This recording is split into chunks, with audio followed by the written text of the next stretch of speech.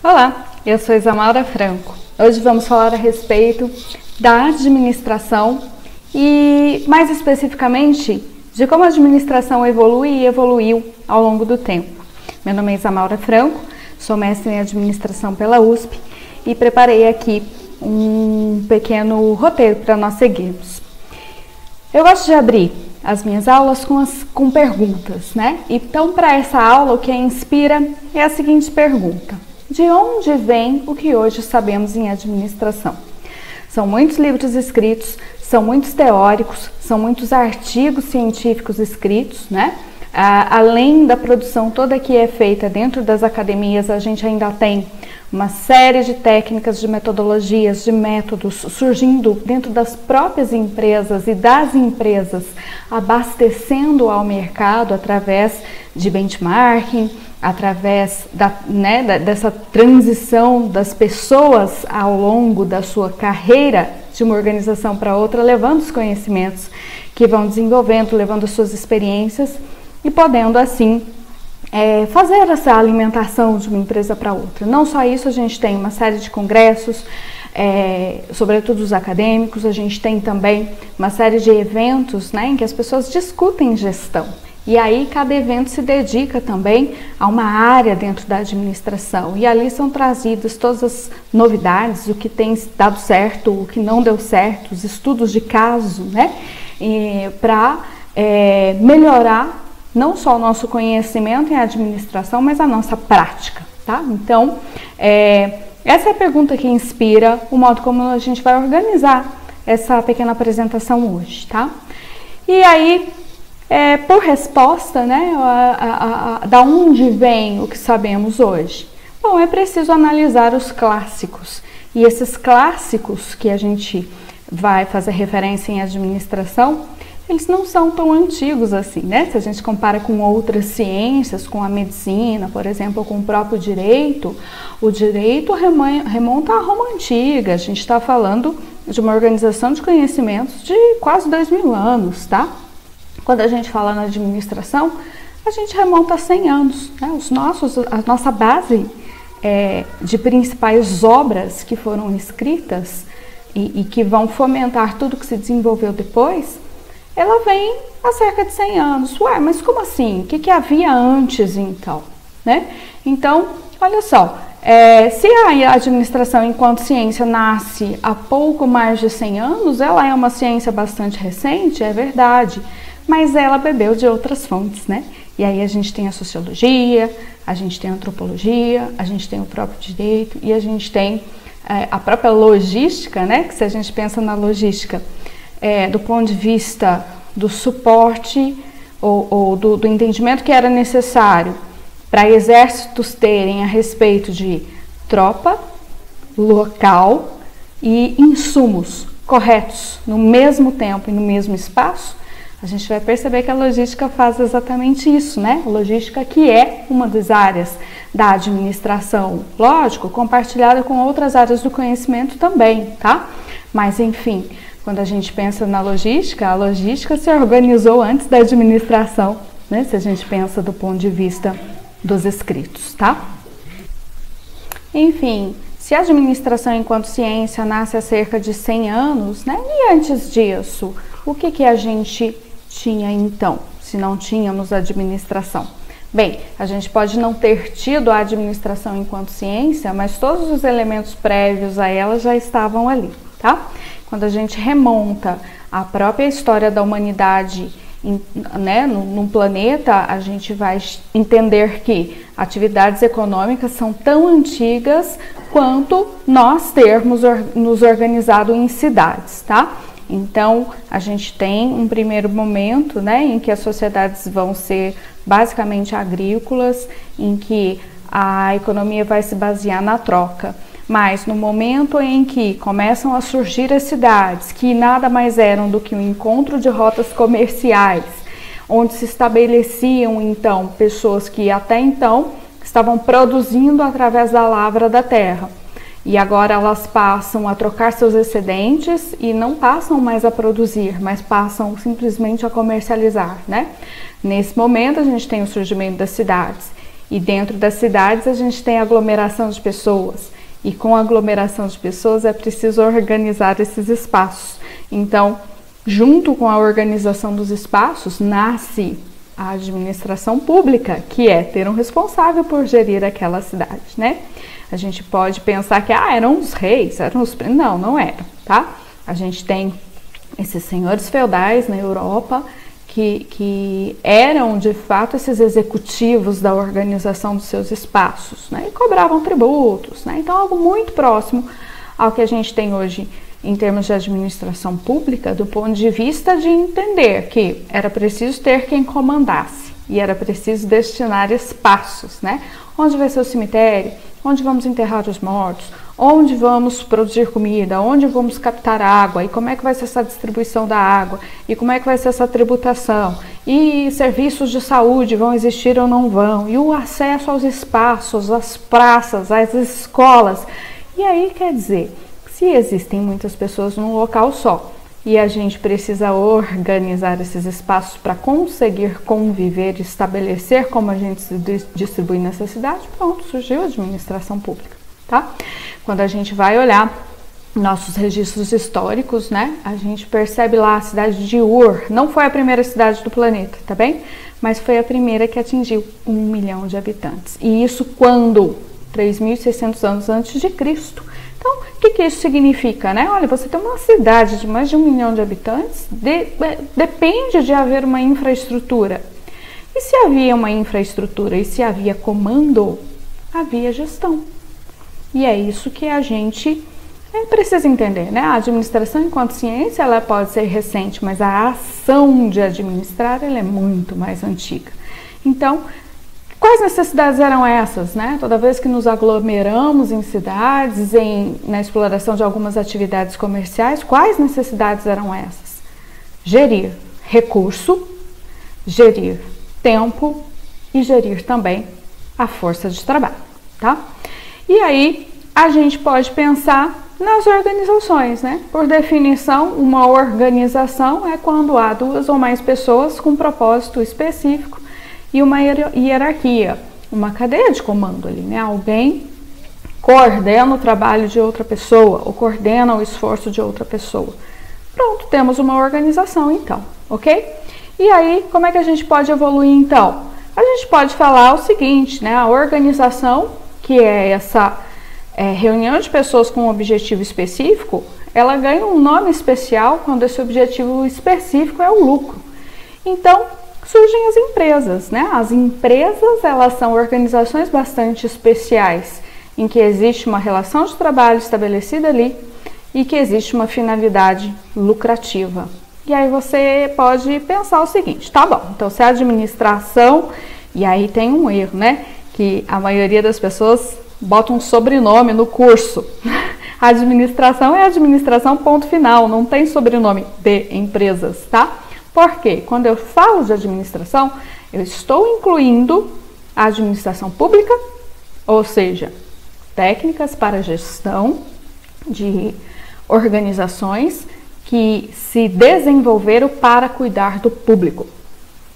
A gente também vai falar de administração de organizações de terceiro setor ou organizações não governamentais, mas também a gente vai falar das organizações lucrativas chamadas empresas, né? Então, quando eu falo administração de empresas, eu restringi, em vez de eu poder atuar em 3 cenários diferentes, o público, as ONGs e as empresas, eu estou dizendo que eu larguei mão dos outros 2 e estou só falando da administração de empresas, tá? E aí a gente pode olhar em volta. Toda vez que a gente fala de administração, se a gente está dentro de um terceiro setor, a gente ainda aplica técnicas de administração, mas a gente não está numa empresa.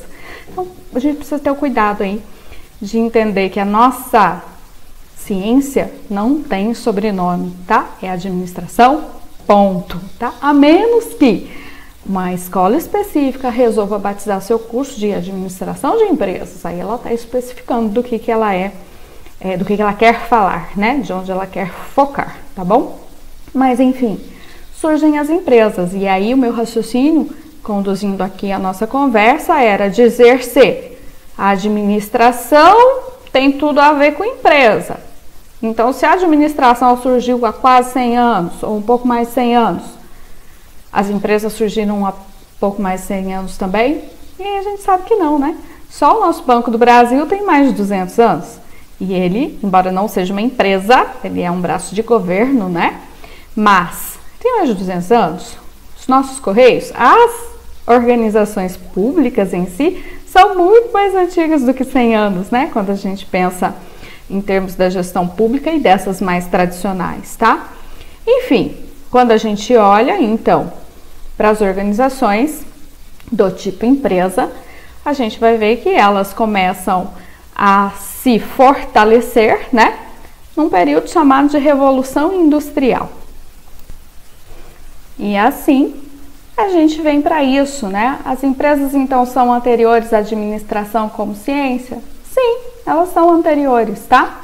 E aí, a gente vai pensar, inclusive, no movimento português que faz com que o Brasil seja fundado, né? O que era aquilo, se não um movimento mercantilista em que foi necessário organizar recursos humanos, pessoas, recursos de capital, a embarcação, por exemplo, recursos de tempo, né? Alguém financiando, inclusive, essa navegação, dando recursos para que ela acontecesse, e como moedas de troca a gente teria, da ótica de Portugal, né, a chegada das especiarias para poder comercializar com toda a Europa, tá? O movimento mercantil é um movimento comercial, né? E quantos séculos ele durou, tá? Depois disso a gente tem a Revolução Industrial, que vai acontecer no final do século XVIII e vai ser responsável por transformar, né, o modo como se produziam os bens, né? Então a gente sai de um cenário de corporações de ofício, de pequenos negócios, fabrias, né, em que se explorava determinada atividade artesanal, como, sei lá, fabrico panelas, fabrico vasos de barro, ou faço artefatos de couro, e eu sou mestre de ofício e tenho aqui meus aprendizes, que é meu filho, meu sobrinho e alguém que foi deixado na minha porta para eu cuidar quando era bebê, né? A gente sai desse cenário minúsculo, né, de poucas pessoas, e passa a ter formação de organizações manufatureiras, né, bem maiores, tá? E aí a gente tem, então, duas fases ao menos, né, para a Revolução Industrial, em que a primeira delas vai ser o uso do carvão como fonte de energia para tocar essas máquinas, né? E aí pensem nas tecelagens, porque esse foi o grande enfoque. A Revolução Industrial começa pela Inglaterra, tá? Depois ela se espalha pelo mundo. Mas a gente tem a indústria têxtil se desenvolvendo dessa maneira. E depois do carvão tem a aplicação da eletricidade, né? Que vai fazer com que eu consiga gerar força para mover minhas máquinas com menos trabalho, né? Que o carvão você tem que deslocar de um lugar, pôr para outro local, e aí você tem que queimar esse carvão. A eletricidade, ela vinha de uma forma diferente, né? Ela vinha de uma forma, vamos dizer, mais fácil, tá? E aí você tem uma grande explosão do número de empresas, do quantitativo de pessoas dentro dessas empresas, né? Isso atrai populações para dentro das cidades. Existe um êxodo rural que vai acontecer ao longo de toda a Revolução Industrial, tá certo? As cidades vão ficar maiores, as relações de emprego vão mudar, tá? E, inclusive aqui a gente tem os primeiros movimentos, mais para o final da Revolução Industrial, a gente tem os primeiros movimentos em relação à proteção do trabalhador, né? Esse sujeito dentro de uma fábrica, ele não tinha segurança nenhuma. Você tinha pessoas, adultos sendo empregados, mas também você tinha crianças sendo empregadas, mulheres ganhando menos que homens, né? Então você vai ter os primeiros movimentos aí em relação a direitos do trabalhador surgindo, tá bom? Enfim, e aí, né? Depois da Revolução Industrial, já havia empresas, então, a gente está falando do final do século XVIII, né? E as empresas já estavam ali pipocando, mas a gente ainda não tinha administração como ciência. E aí surgem 3 nomes importantes há cerca de 100 anos, um pouquinho mais do que 100 anos, né? Em termos do registro desses saberes, dessas observações. E esses 3 nomes são Taylor, Fayol e Ford, né? Então, esse é o Taylor. Ele era engenheiro, né? E aí ele vai ser o pai da administração científica. Científica em que sentido? Fomos para dentro de um laboratório fazer teste? Não, científica num sentido contrário ao do empirismo, tá? Quando a gente fala de empirismo, a gente está se limitando a falar disso que vem da experiência. É bom também, não tem problema não. Mas quando a gente fala que o Taylor, ele é científico, a gente está falando de que ele começou a aplicar métodos. Ele aplicou métodos para melhorar o retorno dessa organização. Então ele começa, quando vocês pensarem no Taylor, vocês pensem num cronômetro, pensem numa régua, né? Ele começou a fazer medições, ele começou a entender os espaços, né? Que quanto menos eu movimentasse à toa a minha matéria-prima, mais produtivo eu seria, mais eficiente eu seria. Quanto menos o meu trabalhador tivesse que se deslocar, mais ele produziria, né? E aí ele começa a fazer esses cálculos para entender, né? Tarefas que são rápidas, tarefas que são lentas, como eu posso organizá-las de uma maneira a ter a minha organização extremamente azeitada, funcionando ao extremo desempenho, né? E aí a gente sai desse cenário, pessoal, em que numa manufatura ou 200 anos antes, né? Você tinha um profissional, um artesão, vou produzir um sapato. Então, desde lá do corte do couro, da medição do pé do cliente, que esse sapato era feito sob encomenda, tá? Desde a medição do pé do cliente, do corte do couro, de trabalhar esse couro, de costurá-lo, de pintá-lo, de organizar, né, esse produto que antes era uma matéria-prima e vai ter que sair na ponta lá da minha oficina, ele vai ter que sair um sapato. Eu fazia todas essas etapas. Com o Taylor, o que acontece? Vamos dividir as tarefas, vamos medir e vamos provar isso, né? Que fazer de maneira dividida, cada um se especializa na sua atividade, é mais viável, é melhor, tá?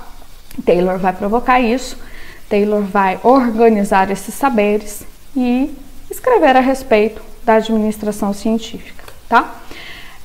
Na outra ponta, lá na Europa, a gente vai ter o Henri Fayol. Não, Henri Fayol era francês, tá? E a que se debruçou o Henri Fayol? A falar sobre o papel do gestor, as funções administrativas, né? E aí a gente tem aí na tela PODC, que organiza os nossos saberes em administração até hoje, né? Você pisa numa escola de administração, a primeira palavra que vamos falar é planejamento, que é o P de planejamento. Planejar significa estabelecer os seus nortes, né? Para onde nós vamos. Organizar não é pôr as coisas em ordem. Organizar tem a ver com colocar pessoas em cargos e funções específicas, né? Quando a gente usa a palavra organizar dentro da administração, a gente tem que ter cuidado, tá? Porque para nós administradores, ela tem um significado específico e tem tudo a ver com como é que eu estruturo, divido o meu trabalho e aloco pessoas a mim, tá bom? Depois a gente fala da direção, que é o cotidiano, o dia a dia da organização. E a função controle, que são todos esses registros, né, que a gente vai fazer e acompanhar. São avaliações das medições que a gente vai fazer para entender se a gente está indo no rumo certo ou não, tá bom? Hoje, com os recursos que a gente tem de tecnologia da informação, os nossos instrumentos de controle, eles são em tempo real. Então, se meu desempenho começa a cair, eu consigo detectar o exato momento em que ele começou a cair, tá? Nem sempre isso foi assim. Eu precisava trabalhar um mês, fazer um registro inteiro para ver se eu ia atender a minha meta. E tudo isso era feito à mão, na calculadora, né? Hoje não mais, tá? Hoje a gente fala em dashboards. A gente tem painéis dentro das empresas mostrando o que a gente acabou de vender, o que a gente acabou de produzir, o que a gente acabou de gastar, tá? E, lógico, a função controle foi trazida para o tempo real. E isso é um extremo ganho, porque dá tempo, né, de interferir antes de o mau desempenho se estabelecer, vamos dizer assim, tá? Além disso, o Fael falou sobre departamentos, né? E ele vai separar, vai falar de área comercial, área produtiva, vai falar das pessoas, né? Departamento de pessoal. Então, ele vai fazer esses compartimentos e organizar esses compartimentos dentro da organização, mas ele também vai falar, além de cada uma dessas funções, a gente ainda tem uma função que é administrativa, tá? E aí ele vai discursar a respeito disso e falar do papel do gestor, ok? Depois a gente tem o terceiro nome, que é o Ford, né? Henry Ford, norte-americano. A estranheza, a não estranheza em relação ao nome tem tudo a ver, é o Ford mesmo, né? Fundador da Ford. E o Ford, ele tem coisas muito legais no currículo dele, né? Quer ver só? Ele vai falar sobre as relações de emprego, né? O Ford achava que alguém que ele emprega tinha que ser capaz financeiramente de comprar o próprio produto que produzia. Então, o Ford vai fazer um esforço para pagar bem, vamos dizer assim, né? A principal contribuição do Ford para a administração, como a gente conhece hoje, é partir da divisão do trabalho lá do Taylor e fixar o empregado num posto de trabalho. Então o empregado não anda mais, quem anda é o produto através dele, né? Com as esteiras, com essa matéria-prima, seja bruta ou seja em processamento, passando pelo trabalhador. E o trabalhador interfere na sua exata função ali. Mas você tem uma reorganização aí interna das indústrias, para que seja possível ganhar agilidade, tá? E sendo assim, pessoal, a gente vai ter 1000 desdobramentos, né? A gente vai ter a reunião desses estudos todos, dos registros clássicos, dando a base para o que a gente tem de administração hoje. E aí eu te pergunto, a administração parou de evoluir? Lógico que não, né? Tem coisa nova em administração todos os dias, tá? E dentre essas coisas, né, que a gente poderia ainda discutir, que são parte desse fundamento da administração, a gente tem também outras escolas, como por exemplo a Escola de Relações Humanas, a Escola Burocrática, né, do Weber. A gente tem uma escola sistêmica, a gente também poderia falar do toyotismo, que é essa herança japonesa, né, essa busca por elementos lá do Oriente que vão trazer para a gente novas técnicas, novos olhares, né? E vão trazer coisas muito bacanas no sentido do estoque zero, no sentido da operação extremamente eficiente, em que não há sobras, né? Enfim, hoje a gente tem cenários, né? Como eu falei, a administração não para de evoluir.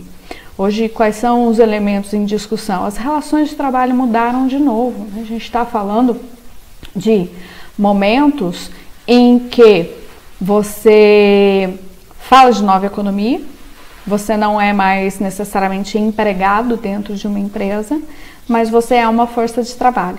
E dentro da nova economia, as pessoas vão se virar de outra maneira, que não pela carteira de trabalho assinada, tá? A gente também vai falar muito, né, quando a gente fala nos anos mais recentes da administração, no grande enfoque em serviços, porque enquanto a gente estava com o enfoque na indústria, a gente estava falando de produção de bens e serviços. Quando a gente passa a falar de nova economia, a gente está falando muito mais de serviços do que de manufatura, tá? E aí, para encerrar a nossa explanação aqui, a gente tem, pode olhar, né, para algumas empresas muito interessantes. Uber é a maior empresa de transporte urbano, vamos dizer, né, público, porém para indivíduos do mundo, e a sua frota tem o total de 0 carros, né?